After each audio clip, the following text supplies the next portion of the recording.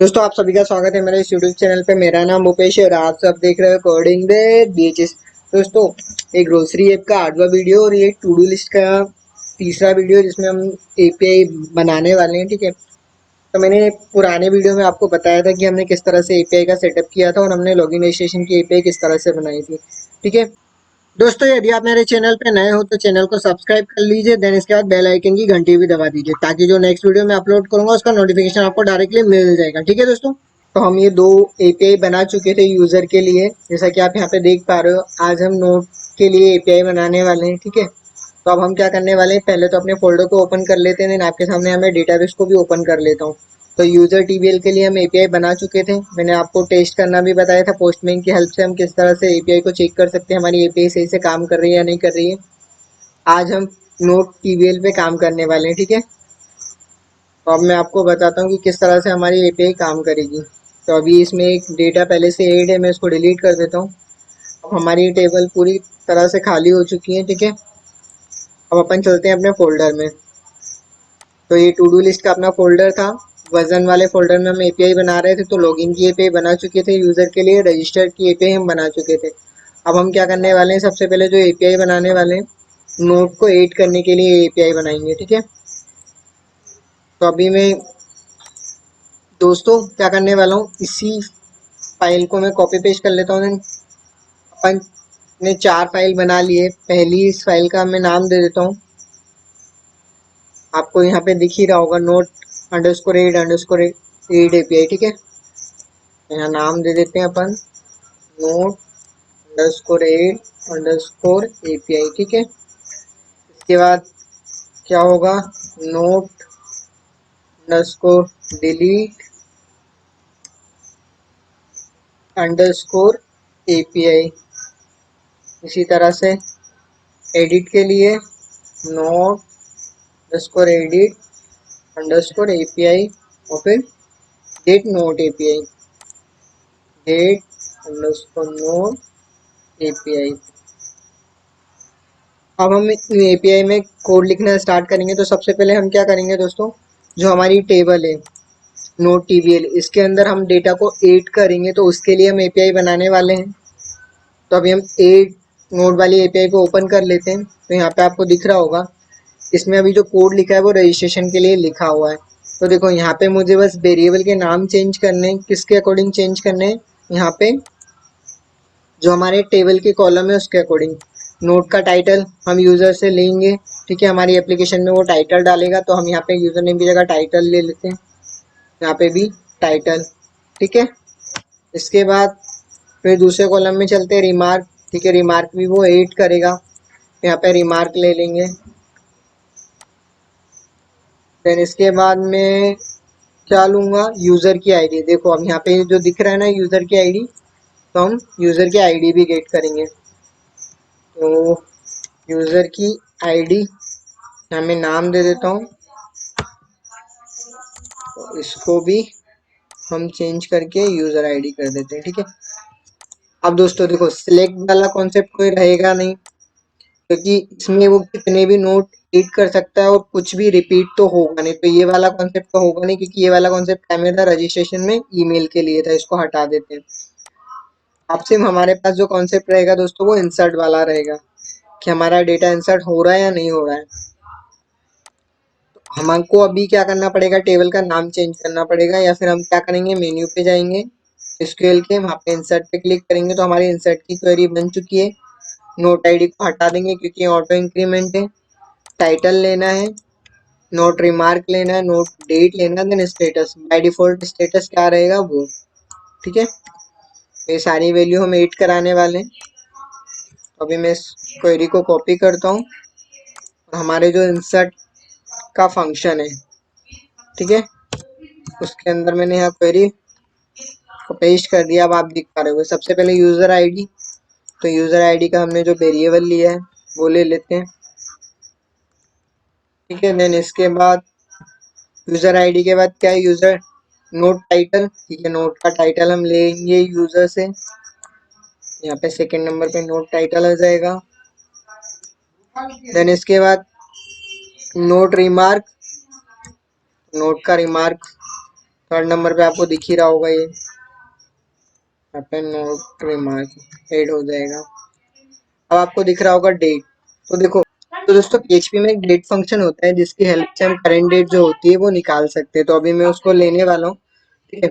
तो यहाँ पे हम एक वेरिएबल ले लेते हैं करेंट डेट के नाम से, देन उस फंक्शन का हम यूज करेंगे। तो PHP में है, यहाँ पे हम क्या लिखेंगे, मुझे ईयर मंथ एंड डेट चाहिए, ठीक है। तो ये फंक्शन जो है हमें डेट देगा। बाकी डेट फॉर्मेट को मैंने आपको कनेक्शन जो टाइम जोन है वो हमने सेट कर दिया था कनेक्शन फाइल में, जैसा कि आपको यहाँ पे दिख ही रहा है, ठीक है। तो ये भी जरूरी है जब आप डेट फंक्शन यूज करते हो तो अब यहाँ पे क्या आएगा, दिख ही रहा होगा आपको, फोर्थ नंबर पे डेट, करेंट डेट जो भी रहेगी। देन इसके बाद यहाँ पे हम स्टेटस अभी बाय डिफॉल्ट 0 दे रहे हैं कि जो हमने रिमार्क ऐड किया है वो अभी हमारा कंप्लीट हुआ है नहीं हुआ वो वाली कंडीशन है। जब कंप्लीट हो जाएगा तब उसका स्टेटस हम चेंज करेंगे। तो यहाँ पे हमने नोट 8 करने वाली एपीआई बना ली। अब एक बार हम इसको चेक करेंगे दोस्तों पोस्टमैन पे, ठीक है। तो अब ये हमारी की है, इन की को हमें लिखना होगा। मैं पोस्टमैन ओपन करता हूँ।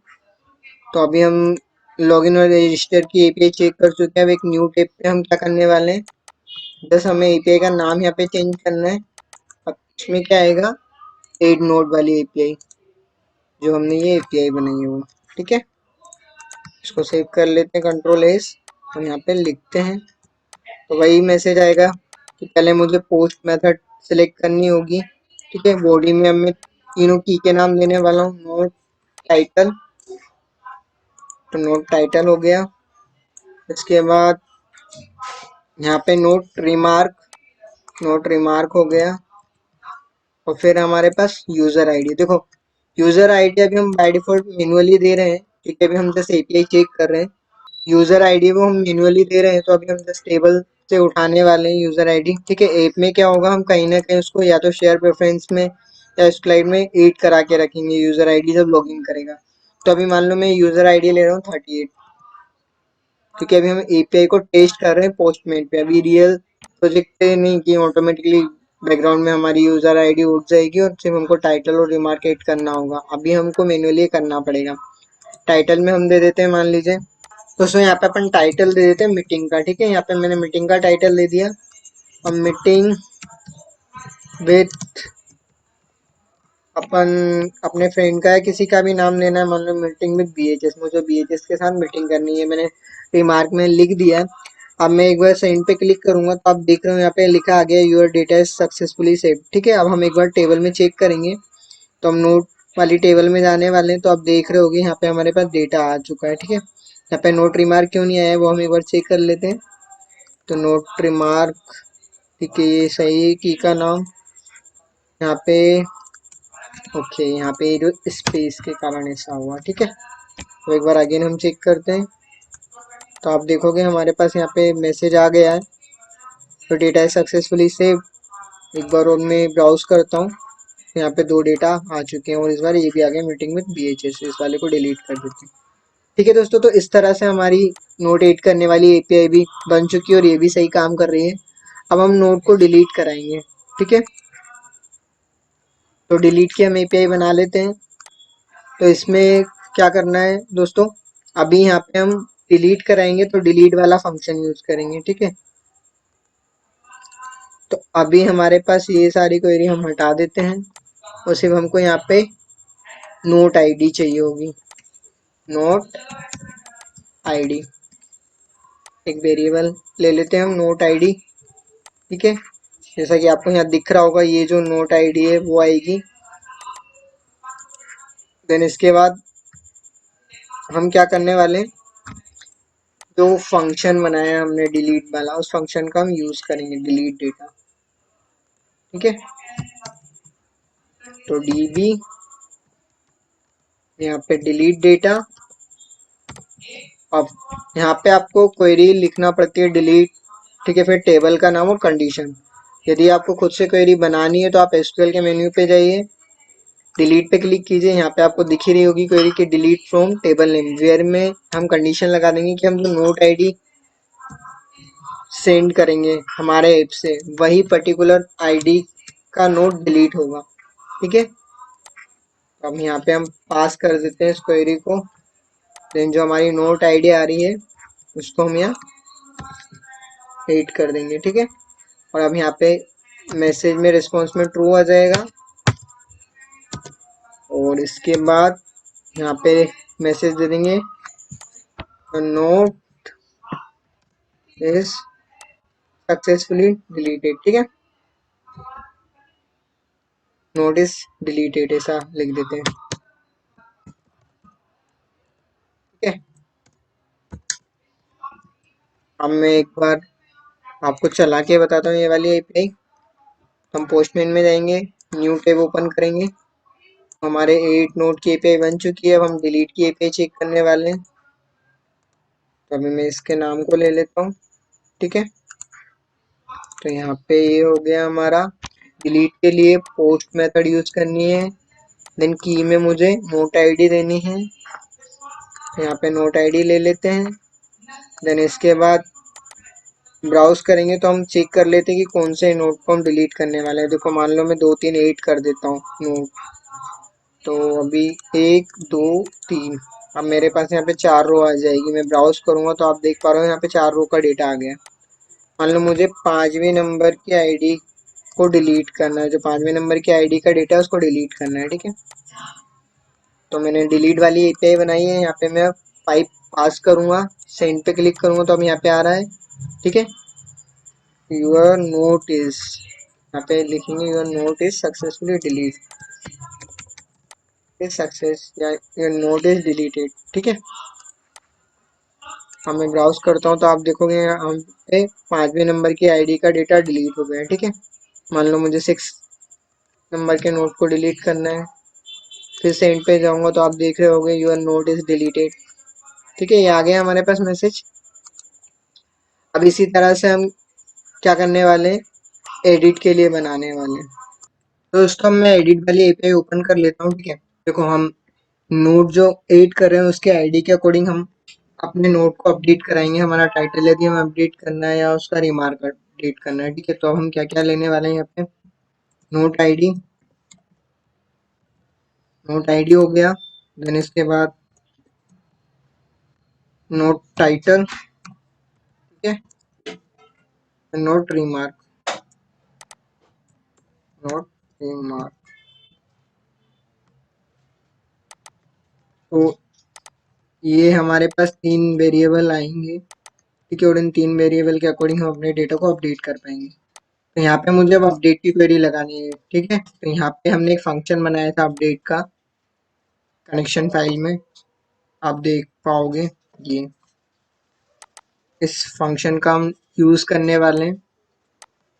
यहाँ पे मैं इंसर्ट की जगह अपडेट कर देता हूँ, और यहाँ पे अब इंसर्ट की क्वेरी की जगह क्या आएगा, अपडेट। तो मैं आपको क्वेरी बताता हूँ माइस्क्ल में। तो दोस्तों यहाँ पे अपन PHP में एडमिन ओपन कर लेते हैं। देखो मैं एसक्यूएल मेन्यू पे क्लिक करूंगा तो आप यहाँ पे दिख रहा होगा आपको अपडेट। ठीक है, हमें अपडेट पे क्लिक करेंगे तो हमें क्या क्या अपडेट कराना है, सिर्फ टाइटल और रिमार्क। ठीक है, तो जो लिखा है ना अपडेट, फिर टेबल नेम, फिर सेट, इसके बाद हमारे वहाँ पे कॉलम के नाम लिखे होते हैं। अभी हमको 2 कॉलम में चेंजेस कराना है। इसके बाद दोस्तों हम यहाँ पे क्या है, वेयर की कंडीशन के अकॉर्डिंग किस पर्टिकुलर नोट को हमें एडिट करना है वो कंडीशन लगाएंगे।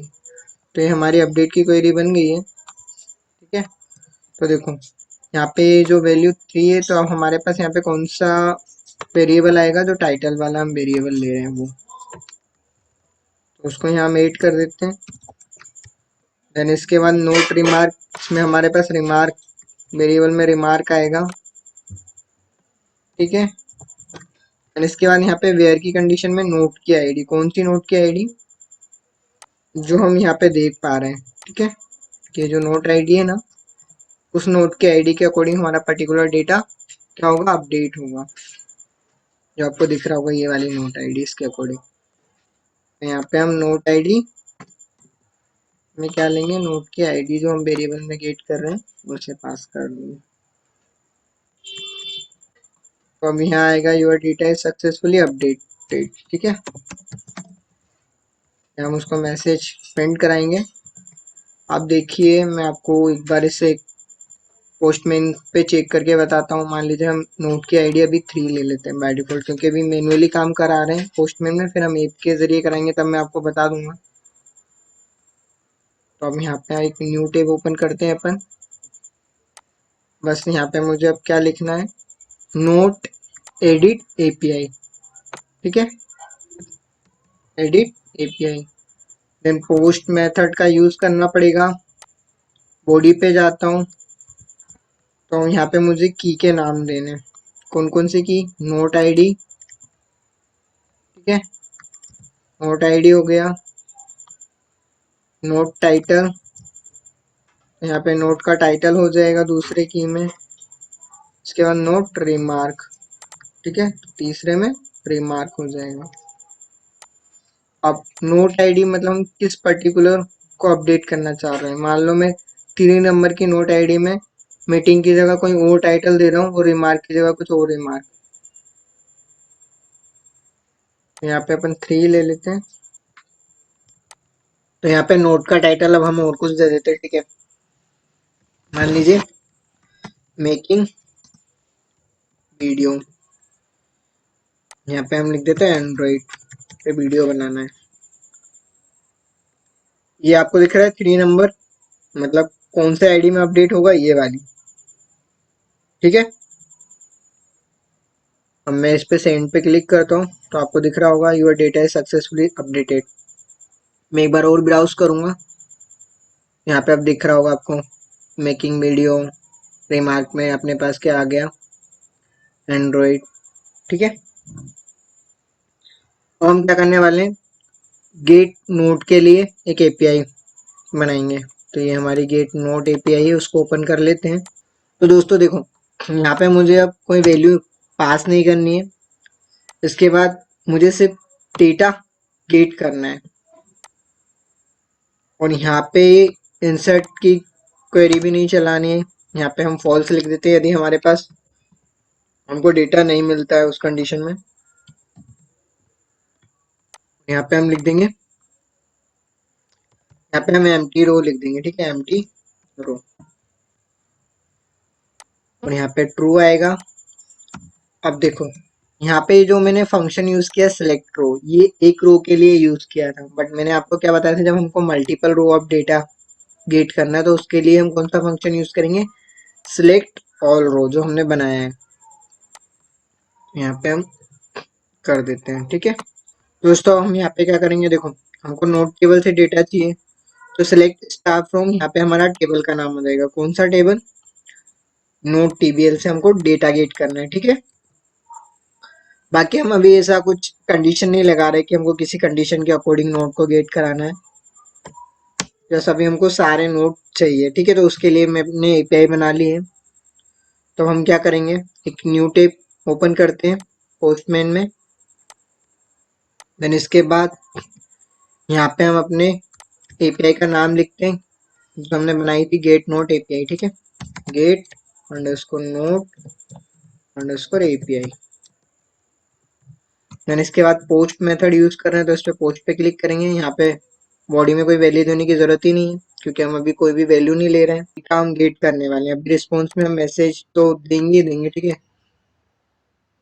List of data, list of data. Then इसके बाद जो हम डेटा गेट कर रहे हैं उसको हम रिस्पॉन्स की एरे में एक इंडेक्स के जरिए गेट करेंगे। तो यहाँ पे क्या करेंगे, डेटा, जो डेटा हमारे पास आ रहा है उसको हम पास कर देंगे इंडेक्स में। ठीक है, अब एक बार मैं इस एपीआई को रन कराता हूँ पोस्टमैन में।